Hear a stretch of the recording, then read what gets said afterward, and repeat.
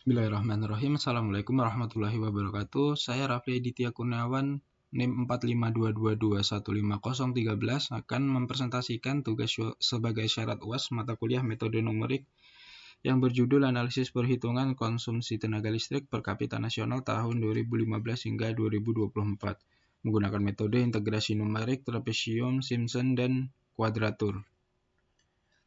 Oke, langsung saja kita masuk ke bagian latar belakang. Seperti yang kita ketahui bersama, listrik merupakan kebutuhan dasar yang sangat penting dalam kehidupan sehari-hari. Hampir seluruh aktivitas masyarakat saat ini bergantung pada tenaga listrik, mulai dari kebutuhan rumah tangga, pendidikan, hingga layanan publik dan aktivitas ekonomi. Seiring pertumbuhan ekonomi dan meningkatnya jumlah penduduk di Indonesia, permintaan terhadap tenaga listrik pun cenderung terus meningkat. Dalam konteks pembangunan, tenaga listrik dapat dipandang sebagai infrastruktur utama yang menopang aktivitas rumah tangga, layanan publik, industri, dan ekonomi digital. Karena itu, konsumsi listrik per kapita sering digunakan sebagai indikator ringkas untuk melihat tingkat pemanfaatan energi sekaligus perkembangan aktivitas ekonomi suatu negara. Secara konsep statistik, konsumsi listrik per kapita dihitung dari konsumsi listrik bersih, yaitu produksi listrik yang sudah dikurangi rugi-rugi serta pemakaian sendiri pembangkit, kemudian dibagi dengan jumlah penduduk pada tahun tersebut.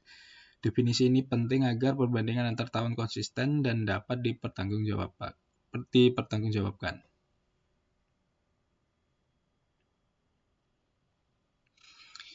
Dalam 10 tahun terakhir, Indonesia juga mengalami perluasan akses dan penguatan sistem kelistrikan. Berdasarkan buku statistik ketenaga listrikan 2020, rasio elektrifikasi nasional mencapai 99,20% pada tahun 2020. Namun periode tersebut juga diwarnai oleh pandemi COVID-19 yang sempat menekan aktivitas ekonomi dan berdampak pada pertumbuhan permintaan listrik. Selain itu, dari sisi skala sistem, data operasional PLN menunjukkan besarnya kebutuhan layanan listrik nasional. Pada tahun 2024, beban puncak mencapai 61.287,80 MW dan total penjualan listrik sebesar 306.219,42 GW per hour atau per jam. Angka ini memperkuat urgensi untuk mengevaluasi tren konsumsi listrik termasuk jika diukur dalam satuan per kapita. Karena data konsumsi listrik per kapita umumnya tersedia dalam bentuk data tahunan yang bersifat diskrit, analisis konsumsi listrik penduduk Indonesia dari tahun 2015 hingga 2024 dapat diperkaya menggunakan integrasi numerik.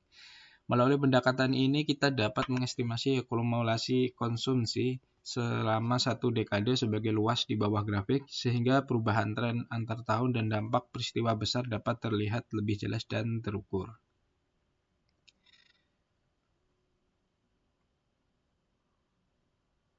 Masuk ke bagian metode yang digunakan, tapi sebelumnya kita bahas dulu apa itu integrasi numerik.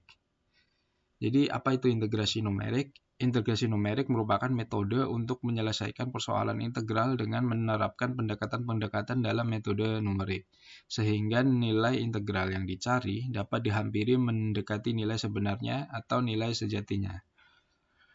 Pendekatan ini menjadi penting karena dalam banyak kasus, integral tertentu sulit diselesaikan secara analitik, bahkan seringkali fungsi yang ingin diintegralkan tidak diberikan dalam bentuk persamaan, melainkan hanya tersedia sebagai data diskrit atau tabel, sehingga integrasi numerik diperlukan sebagai solusi. Pada beberapa permasalahan, perhitungan integral memang masih dapat dilakukan secara manual dengan cukup mudah, namun pada banyak permasalahan lain, integral menjadi sangat sulit dihitung, bahkan dapat dikatakan tidak memungkinkan untuk dihitung manual. Oleh karena itu, metode numerik digunakan sebagai alternatif yang praktis untuk memperoleh hasil perhitungan integral. Perlu dipahami bahwa solusi yang dihasilkan bersifat hampiran, sehingga tidak selalu sama persis dengan solusi analitik atau solusi realnya. Meskipun demikian, selisih antara hasil numerik dan hasil analitik dapat dikendalikan agar sekecil mungkin. Selain itu, dari berbagai jenis fungsi polinomial merupakan yang paling mudah untuk diintegrasikan. Dalam kalkulus sendiri, integral merupakan salah satu konsep dasar selain turunan dan berdasarkan proses penyelesaian. Integral dibagi menjadi dua jenis, yaitu integral tak tentu dan integral tentu. Pada integrasi numerik, perhitungan dilakukan menggunakan integral tentu karena fokusnya adalah menghitung nilai integral di antara batas-batas tertentu yang sudah ditetapkan, misalnya dari A sampai B. Secara geometri, integral tentu dapat dipahami sebagai luas yang dibatasi oleh grafik Y sama dengan fx, garis X sama dengan A, garis X sama dengan B, dan sumbu Y-nya sama dengan 0. Daerah yang dimaksud ditunjukkan oleh bagian yang diarsir pada gambar. Dengan demikian, luas daerah tersebut dinyatakan melalui persamaan I sama dengan integral fx dx, di mana batas bawah dan batas atasnya adalah berturut-turut A dan B, di mana A dan B adalah batas integrasi, sedangkan fx dapat diberikan secara eksplisit dalam bentuk persamaan maupun secara empirik dalam bentuk tabel nilai.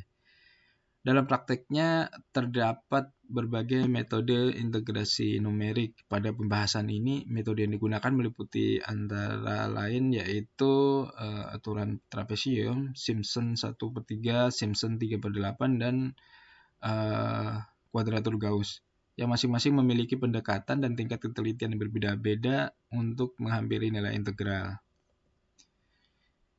Untuk metode trapesium, jadi metode trapesium merupakan salah satu metode integrasi numerik yang digunakan untuk menghampiri nilai integral tentu dari suatu fungsi dengan memanfaatkan pendekatan luas daerah berbentuk trapesium.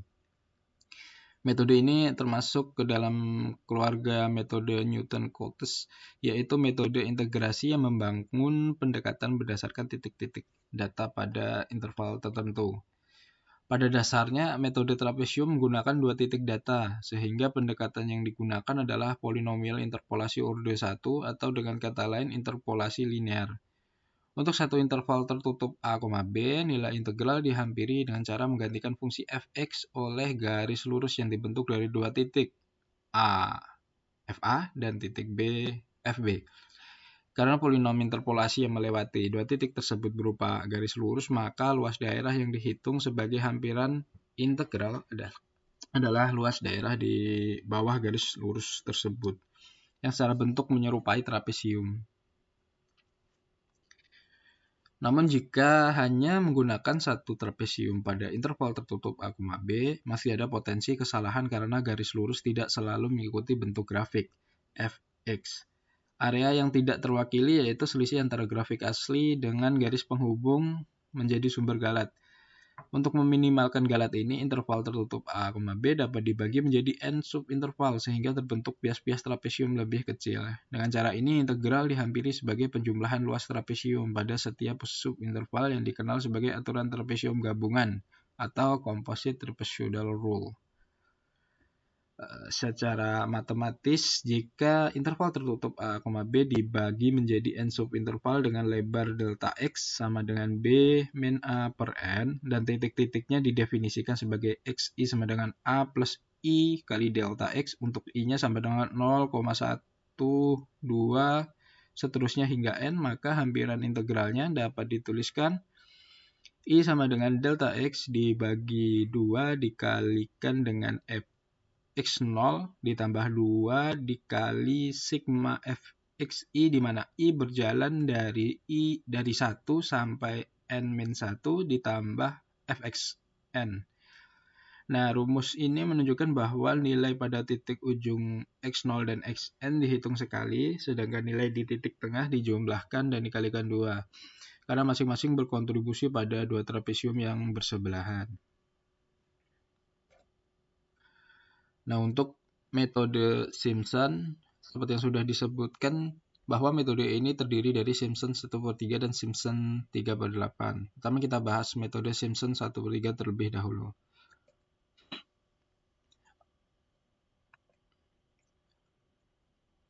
Jadi untuk mendapatkan hampiran nilai integrasi yang lebih baik, kita dapat meningkatkan orde polinom interpolasi yang digunakan. Jika metode trapesium menggunakan polinom interpolasi orde 1 atau pendekatan garis lurus, maka pada metode Simpson 1/3 fungsi fx dihampiri menggunakan polinom interpolasi berorde 2. Artinya pendekatan yang dibangun bukan lagi garis lurus, melainkan grafik parabola yang dibentuk dari 3 titik data. Dengan menggunakan 3 titik data tersebut, grafik pendekatan akan berbentuk parabola dan luas yang dihitung sebagai hampiran nilai integral adalah luas di bawah parabola tersebut. Bisa dilihat di gambar. Metode ini juga termasuk ke dalam kelompok metode Newton-Cotes, yaitu metode integrasi numerik yang memanfaatkan titik-titik pada interval untuk membentuk interpolasi. Pada penerapannya, interval tertutup A, B dibagi menjadi n subinterval sehingga terdapat n plus 1 titik dengan syarat n harus bernilai genap. Hal ini karena Simpson 1/3 bekerja dengan pola 3 titik sekaligus atau setara dengan 2 subinterval dalam satu kali pembentukan parabola. Jadi setiap 2 subinterval akan membentuk satu potongan parabola sehingga pada keseluruhan interval akan terdapat n/2 potongan parabola. Masing-masing potongan parabola kemudian diintegralkan pada subintervalnya dan penjumlahan seluruh hasil integrasi itulah yang membentuk aturan Simpson 1/3. Secara umum, jika delta X sama dengan B min A per N dan XI sama dengan A plus I kali delta X, maka rumus Simpson 1/3 gabungan dapat dituliskan sebagai I sama dengan delta X dibagi 3 dikalikan dengan fx0 ditambah 4 dikali sigma fxi, di mana i adalah bilangan ganjil yang berjalan dari 1 sampai n-1 ditambah 2 dikali sigma fxi, di mana i adalah bilangan genap yang berjalan dari 2 sampai n-2, kemudian ditambah fxn. Pada rumus ini nilai fungsi pada titik ujung x0 dan xn dihitung satu kali, nilai pada indeks ganjil dikalikan 4, sedangkan nilai pada indeks genap, kecuali yang ujung, itu dikalikan 2. Karena pola pengelompokan ini bergantung pada pasangan subinterval, maka syarat penting metode Simpson 1/3 adalah jumlah subinterval n harus genap agar perhitungan dapat dilakukan dengan benar dan optimal. Masuk ke metode Simpson 3/8, sama seperti metode Simpson 1/3, ketelitian hampiran nilai integrasi pada metode Simpson 3/8 juga dapat ditingkatkan dengan menggunakan polinom interpolasi berorde lebih tinggi. Jika metode trapesium menggunakan polinom orde 1, maka Simpson 3/8 menggunakan pendekatan yang lebih tinggi, yaitu polinom interpolasi orde 3.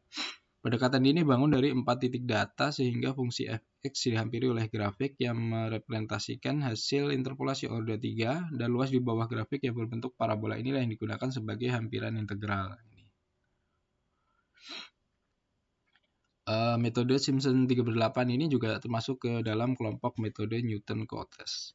Untuk menerapkan metode ini, interval tertutup A, B dibagi menjadi n subinterval sehingga menghasilkan n plus 1 titik dengan syarat khusus bahwa n harus merupakan kelipatan 3. Hal ini karena Simpson 3/8 bekerja dalam kelompok 4 titik sekaligus yang setara dengan 3 subinterval dalam satu kali pembentukan grafik. Dengan demikian, setiap 3 subinterval akan membentuk satu potongan grafik interpolasi, sehingga pada keseluruhan interval terdapat n/3 potongan. Masing-masing potongan tersebut kemudian diintegralkan pada subintervalnya dan penjumlahan seluruh hasilnya membentuk aturan Simpson 3/8 gabungan. Secara umum, jika delta X sama dengan B min A per N dan XI sama dengan A plus I kali delta X, maka rumus Simpson 3/8 gabungan atau komposit dapat dituliskan sebagai I sama dengan 3 dikali delta X dibagi 8, dikalikan dengan fx0 ditambah 3 dikali sigma fxi, di mana i adalah bilangan bukan kelipatan 3 yang berjalan dari 1 sampai n-1, ditambah 2 dikali sigma fxi, di mana i adalah bilangan kelipatan 3 yang berjalan dari 3 sampai n min 3 ditambah fxn. Pada rumus ini, titik ujung x0 dan xn dihitung satu kali. Nilai pada indeks yang bukan kelipatan 3 diberi bobot 3, sedangkan nilai pada indeks yang kelipatan 3 selain titik ujung diberi bobot 2, karena pola bobot ini bergantung pada pengelompokan 3 subinterval. Maka syarat pentingnya adalah jumlah subinterval n harus kelipatan 3 agar perhitungan berjalan optimal. Dalam praktiknya, kaidah Simpson 1/3 sering lebih dipakai lebih sering disukai karena dengan 3 titik saja sudah bisa memberikan ketelitian setara dibandingkan Simpson 3/8 yang menggunakan 4 titik. Namun Simpson 3/8 menjadi pilihan ketika pembagian subinterval menghasilkan n kelipatan 3 sehingga tidak cocok diterapkan sepenuhnya dengan Simpson 1/3.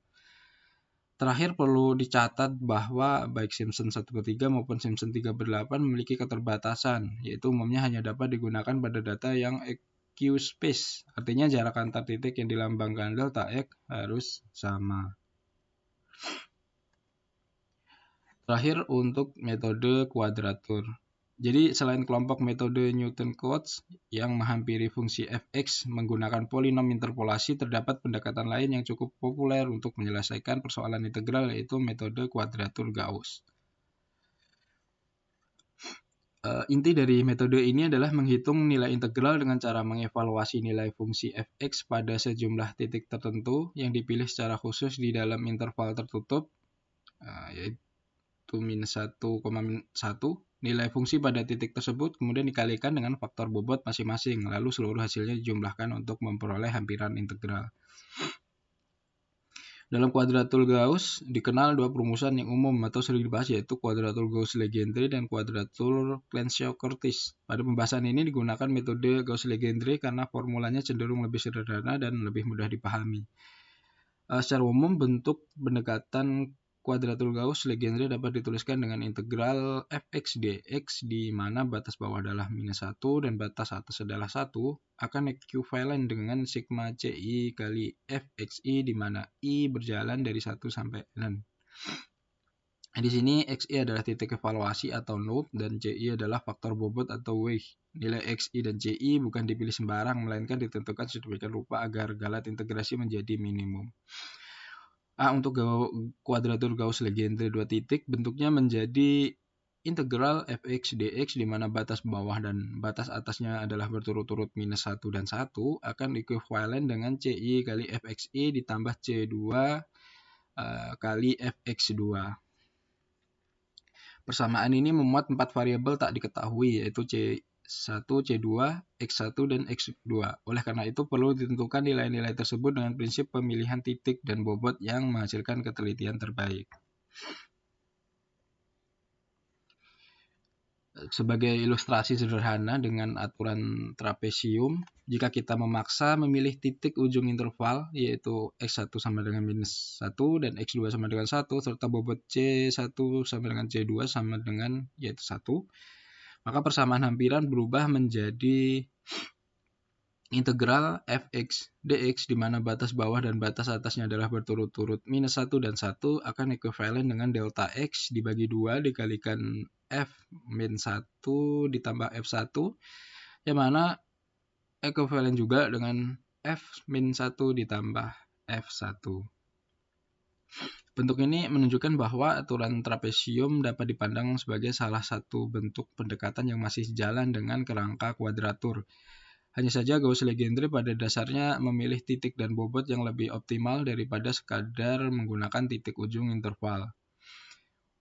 Untuk kuadratur Gauss 3 titik, rumus atau persamaannya diperluas menjadi integral fx dx di mana batas bawah adalah -1 dan batas atas adalah 1 akan ekuivalen dengan C1 kali fx1 ditambah C2 kali fx2 ditambah C3 kali fx3, dan secara umum untuk n titik akan dapat ditulis sebagai integral fx dx di mana batas bawah adalah -1 dan batas atas adalah 1 yang ekuivalen dengan C1 kali fx1 ditambah C2 kali fx2 dan ditambahkan seterusnya hingga Cn kali fxn. Penentuan node xi dan bobot i hingga beberapa titik sudah tersedia dalam tabel referensi, misalnya pada buku Numerical Methods for Engineer oleh Stephen C. Chapra dan Raymond P. Canale. Dikemukakan nilai node dan bobot Gauss-Legendre hingga 6 titik.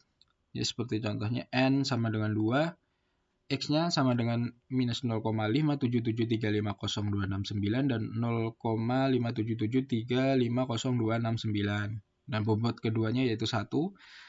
terus N sama dengan 3, notnya minus 0,774596699,0 dan 0,774596669. Stay bobotnya yaitu 0,555556, terus 0,88889 dan 0,555556. Dengan tabel ini dapat langsung diterapkan kuadratur Gauss-Legendre sesuai jumlah titik yang dibutuhkan untuk memperoleh hampiran integral yang lebih teliti. Masuk ke proses perhitungan manual yang dilakukan via Excel. Dapat dilihat, di sini merupakan data mentah konsumsi tenaga listrik nasional dari tahun 2015 hingga tahun 2024. Yang data ini diambil dari buku statistik ketenaga listrikan Ditjen Gatrik Kementerian SDM yang tersedia di website Ditjen Ketenaga Listrikan tersebut. Berikut ini link untuk mengakses websitenya. Data mentah ini terdiri mulai dari tahun, konsumsi tenaga listrik dalam satuan kilowatt per hour atau jam, kemudian jumlah penduduk Indonesia dan konsumsi tenaga listrik per kapitanya yang dalam satuan kilowatt per hour atau jam juga. Di mana setiap data-data ini disajikan dalam setiap tahunnya. Nah, dari data mentah tadi diambil data konsumsi tenaga listrik per kapitanya, yaitu mulai dari tahun 2015 hingga tahun 2024. Sebagai informasi, konsumsi listrik per kapita ini didapat dengan membagi konsumsi tenaga listrik ini dengan jumlah penduduk untuk setiap tahunnya. Sehingga didapatlah data konsumsi listrik per kapita ini.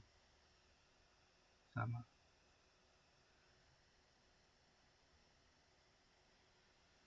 Agar mempermudah dalam tahap perhitungan selanjutnya, maka untuk tahun-tahun ini ditransformasi ya, karena kenaikan tahunnya sama yaitu setiap 1 tahun, jadi dirubah ke satuan numerik dari bilangan 1 hingga 10 dan variabel tahun dirubah ke X. Di sini juga ditambahkan variabel N yang mana dimulai dari angka 0 hingga 9.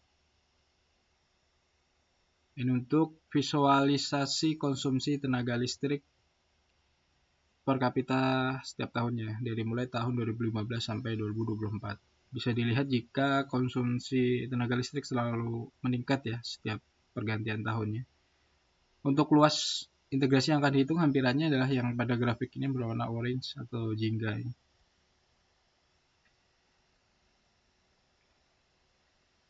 Pertama kita bahas untuk metode trapezoida atau metode trapesium ini. Nah, dari data konsumsi listrik per kapita tadi akan dihitung, di sini ada 5 variabel. Yang variabel I ini sebagai variabel final, hasil perhitungan dari variabel yang lain ini. I ini merupakan hasil integrasi dari perhitungan dengan menggunakan metode trapesium. Mulai dari delta X, yaitu menghitung jarak antara titik X, nilainya 1, kemudian fx0, nilai f pada X dengan N sama dengan 0, 910, kemudian sigma fxi dari I yaitu sama dengan 1 hingga I sama dengan N-1. Terus lanjut di sini ada fx9, nilai f pada X dengan N-nya 9. Yaitu 1411. Nah, nilai-nilai ini tadi terus dihitung, yaitu nilai delta X dibagi 2. Ini. Terus dikali fx0 ditambah 2 kali sigma fxi. Terus ditambah fx9 dan didapat hasilnya yaitu 10.007,36. Lanjut kita bahas metode Simpson. Di sini saya pakai kedua metode Simpson yaitu Simpson 1/3 dan Simpson 3/8.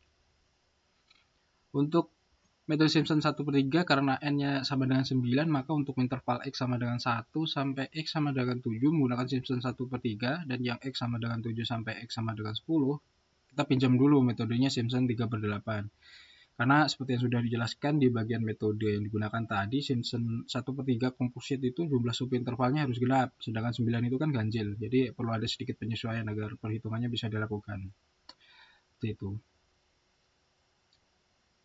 Pertama, dihitung dulu Simpson 1/3 untuk X sama dengan 1 sampai X sama dengan 7. Oke, ini ya. Nah, di sini ada 6 variabel yang akan dihitung dari delta X yang nilainya 1, kemudian fx0, nilai f pada x dengan n sama dengan 0, yaitu 910, terus sigma fxi untuk nilai i-nya yang ganjil, yaitu 1, 3, dan 5. Nah, terus sigma fxi untuk nilai i-nya yang genap, yaitu 2 dan 4, hasilnya 2105. Kemudian fx6, yaitu nilai f pada x dengan n sama dengan 6, ya, nilainya 1123. Nah, selanjutnya hasil-hasil ini dihitung untuk variabel i ini. Variabel delta x dibagi 3. Bagi 3. Sekali fx0 yang ditambah 4 kali sigma fxi untuk i yang ganjil ditambah 2 kali sigma fxi untuk i yang genap. Kemudian ditambah fx6 dan didapat hasilnya yaitu 6226,46. Lanjut menghitung Simpson 38 untuk 7 sampai X sama dengan 10. Sama di sini juga ada 6 variabel yang perlu dihitung. Dari delta X nilainya 1, fx6, nilai f pada X dengan n sama dengan 6, yaitu 1123, sigma fxi untuk nilai i yang bukan kelipatan 3, yaitu 7 dan 8, sigma fxi untuk nilai i yang kelipatannya 3. Nah, sini tidak ada ya, jadi hasil hitungnya 0. Terus fx9, nilai f pada x dengan n sama dengan 9, 1411, yaitu. Terus variabel i yang menghitung variabel-variabel tadi, delta x dibagi delta x dikali 3, terus dibagi 8, dikali fx6, ditambah 3 kali sigma fxi untuk i yang bukan kelipatan 3, ditambah 2 kali sigma fxi untuk i yang kelipatan 3, kemudian tambah fx9, dan didapat hasilnya yaitu 3773,81. Nah, hasil hitung Simpson untuk X sama dengan 1 sampai X sama dengan 7, kemudian jumlahkan dengan hasil hitung Simpson untuk X sama dengan 7 sampai X sama dengan 10, dan hasil akhir perhitungannya yaitu 10.026.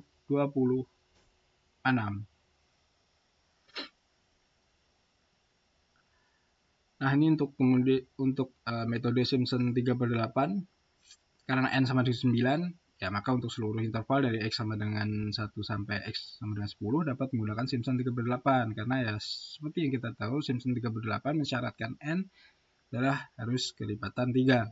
N sama dengan 9 ini kan sesuai dengan persyaratan tersebut.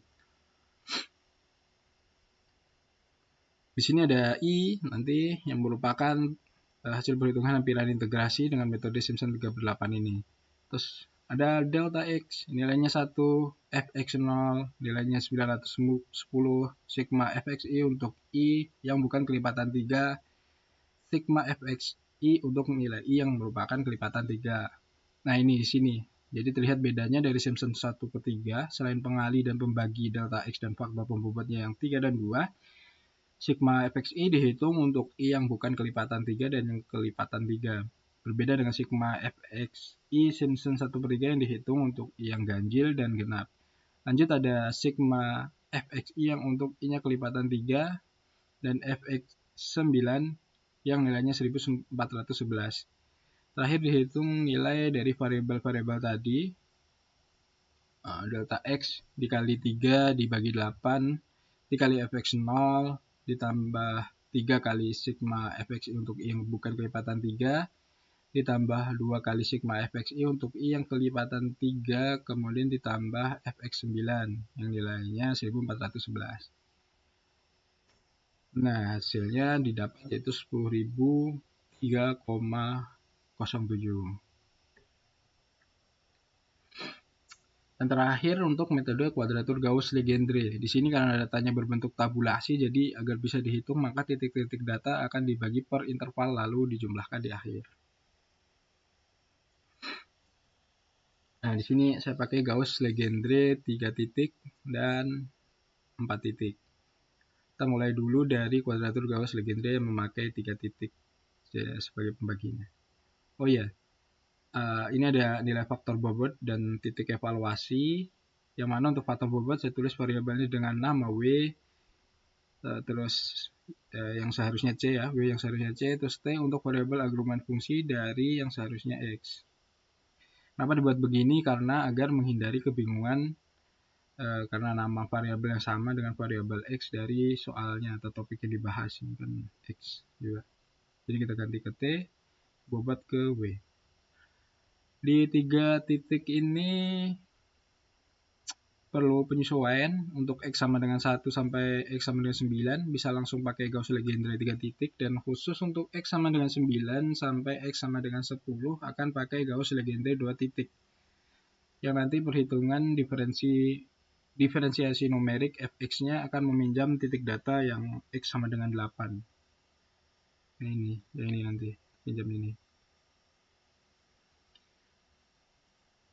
Ini kenapa di sini ada faktor bobot dan argumen fungsinya ada 2. Yang sebelah kanan kan ini untuk 3 titik, dan sebelah kiri untuk 2 titik ya, untuk X sama dengan 9 sampai X sama dengan 10 nanti. Nah, di sini ada variabel M, yaitu pengurangan batas data X atas dengan data X bawah, kemudian dibagi 2 dan nilainya yaitu 1.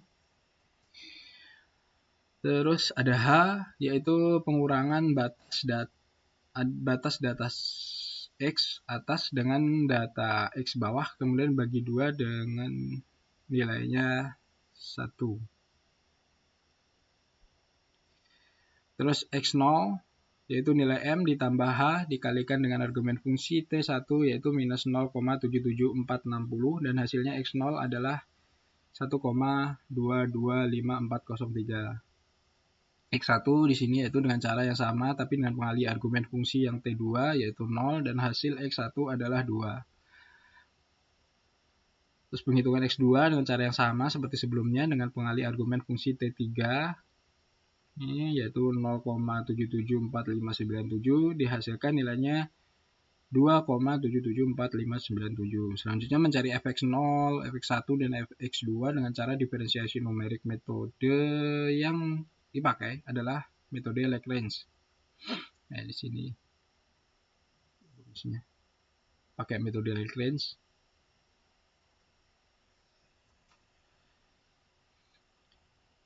Nah, didapat hasilnya untuk fx0 adalah 918,7722, terus fx1 ini 956, terus fx2 adalah 1005,01.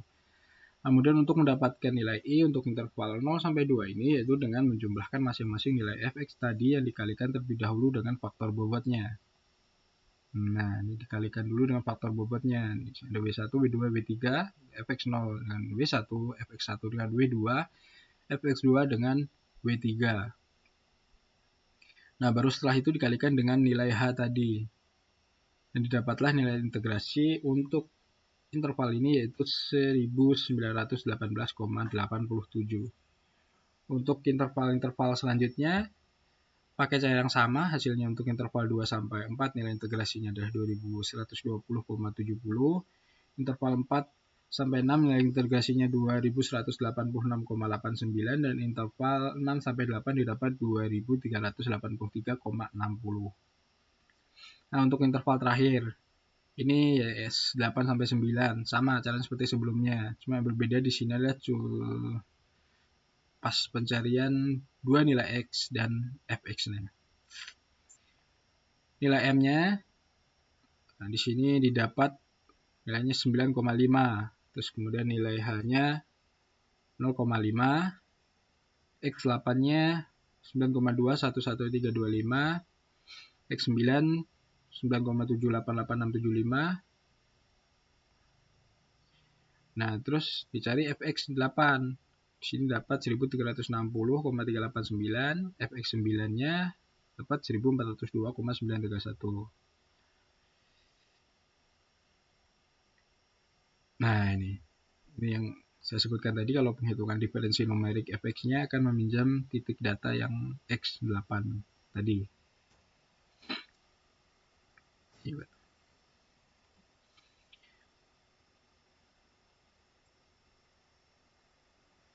Nilai integrasinya ini pakai cara yang sama juga, dikalikan dengan bobotnya tadi.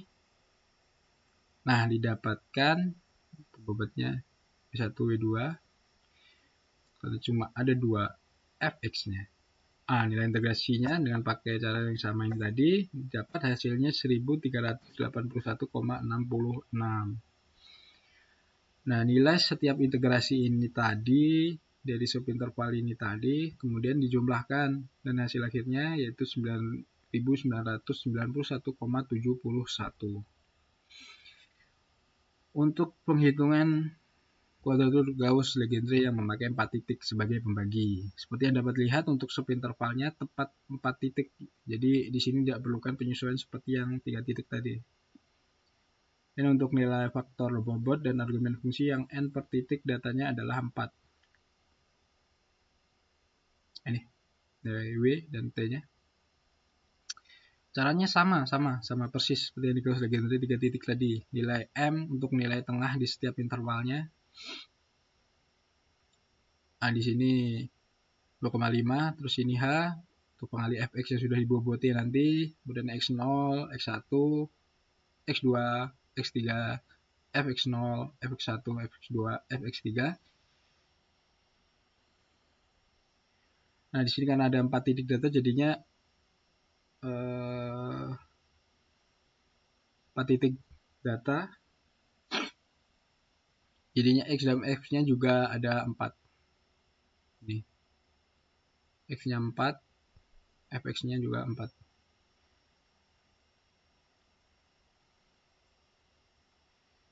Nah, untuk nilai diferensi numerik ini, untuk mencari nilai fx ini juga memakai metode Lagrange. Sama metodenya. Lanjut untuk nilai integrasi di variabel i ini, nilai fx diboboti untuk masing-masing fx-nya, nilai faktor bobot masing-masing ini, lalu dikali dengan h-nya. Nah, nilai i dari setiap subinterval kemudian dijumlahkan dan hasilnya untuk metode kuadratur Gauss-Legendre yang memakai 4 titik data ini didapatkan nilai integrasinya adalah, jumlahkan ini, hasilnya adalah 10.003,07.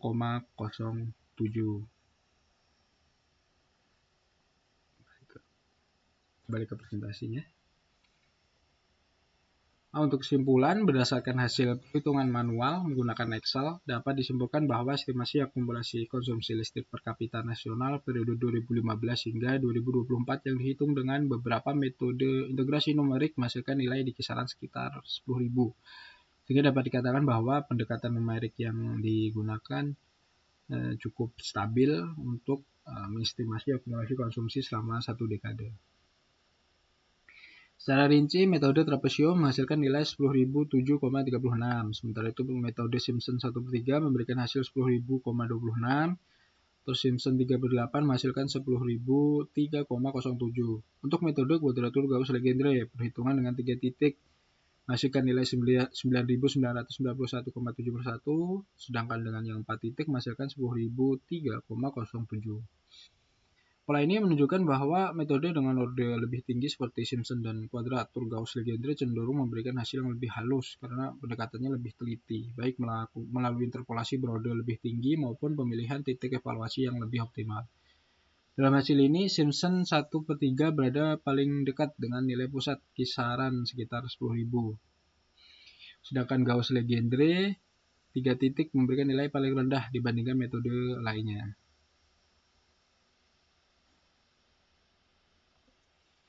Untuk referensi yang dipakai sini ada total 8 sumber. Yang pertama yaitu dari buku statistik ketenagalistrikan dari Direktorat Jenderal Ketenagalistrikan Kementerian Energi dan Sumber Daya Mineral tahun 2015 sampai 2024. Dari sini nih data mentah tadi yang di Excel yaitu konsumsi tenaga listrik ini didapat. Kemudian yang kedua yaitu laporan statistik PLN tahun 2024, 3 buku metode numerik revisi kelima yang disusun oleh Rinaldi Munir, 4. Paper jurnal penerapan metode numerik untuk menyelesaikan integrasi numerik dengan menggunakan program Pascal oleh Pasaribu, Dongoran, dan Ujung. Kelima, paper jurnal verifikasi tingkat keakuratan beberapa metode integrasi numerik fungsi atas satu peubah bebas oleh Maure dan Mukasey. Keenam, paper jurnal solusi integrasi numerik dengan metode Simpson Rule pada transformasi Hankel oleh Nawati, Alwi, dan Nursiansi. Ketujuh, paper jurnal integrasi numerik tanpa error untuk fungsi-fungsi tertentu oleh Sylvia Syamsudduha dan Muhammad. Terakhir yang ke-8, yaitu paper jurnal integrasi numerik dengan metode kuadratur Gauss-Legendre menggunakan pendekatan interpolasi Hermite dan polinomial Legendre dari Radessa, Narwen, dan Ginting. Sekian presentasi dari saya, kurang lebihnya mohon maaf. Assalamualaikum warahmatullahi wabarakatuh.